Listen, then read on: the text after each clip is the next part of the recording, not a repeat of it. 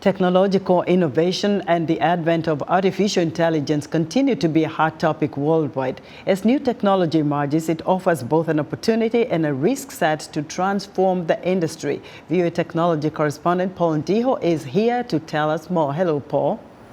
Thanks, Esther. Analysts argue that using artificial intelligence responsibly can boost productivity and economic growth across the continent. However, there is growing concern that this new technology needs regulation. Countries across Africa are looking for ways to regulate this fast-moving technology. For more insight, I spoke to Gbenga Sesan, Executive Director, Paradigm Shift, a Pan-African social enterprise working on digital inclusion and digital rights based in Lagos, Nigeria. Welcome to Africa 54. Thank you for having me, Paul. You are one of the experts when it comes to technology in Africa. There's been a lot of talk regarding regulating big tech. Let's get your thoughts on what you think about whether or not big tech should be regulated.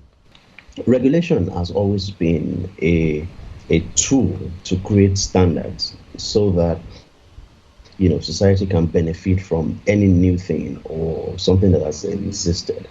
And new tech is, emerging technologies, big tech cannot escape, the conversations. You can never regulate something before it starts. If you regulate something before it starts, then you kill it. You have to allow it to grow. Even big tech itself admits the fact that some form of regulation is required, especially when you have a novel area where everyone needs to agree on certain standards. A very example is all of the conversation around artificial intelligence. Of course, we need standards. We need ethical standards. We need standards that enhance trust. We need standards that make sure that it is not profit over people.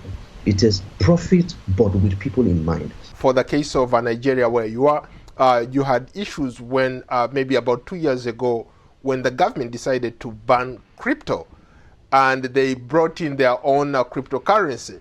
But people figured out a way to walk around it, and they were able to continue using some of that crypto. Would it be fair to say that some of these regulators maybe also need to learn about this technology before they come and maybe try to regulate it? You raise a very important point. The people who are deploying emerging technologies, they themselves are also still learning. So you can't just come in and say you want to ban this and ban that. You have to understand it. I think that one of the most important things that regulators, governments must understand is that when something new comes, you have to ask yourself 4 questions. Number 1 is, what is this? And you're not asking what is this because you're afraid of it.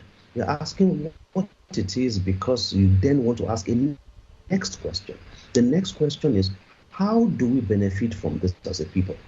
How does the national economy benefit from this? How does the socio-cultural space benefit from this? How do jobs benefit from this? When you ask that question, then the third question is, how do we create standards that everyone can conform to, that everyone can benefit from? Not how do we control it, how do we create standards? And the fourth question, which is critical, is if something goes wrong, how do people seek redress? Here in the United States, for example, we had lawmakers bring in big tech. They wanted to know what they can do or to work around to come up with legislation that can sort of put guardrails in place to make sure that when people are online, especially on social media, they are not harmed. How can African governments come up with that kind of legislation where they are trying to protect citizens from being harmed on the internet? Yes. First of all, seeking to understand. Secondly, asking questions of how do we benefit. Thirdly, then building policy around standards and not control. And fourthly, making sure that if anything goes wrong, people can seek redress. This is the 4-step process that African governments can maximize. What is required, let's say, to have proper legislation instead of legislating based on fear that some opposition party is going to use this technology to advance their cause? If you legislate from a place of fear, if you legislate from a place of control, you are setting yourself up for trouble. And what do I mean by that? Whatever standards you create now to punish other people, whenever you go into opposition, because you will lose elections at some point. This is Africa. You will lose elections.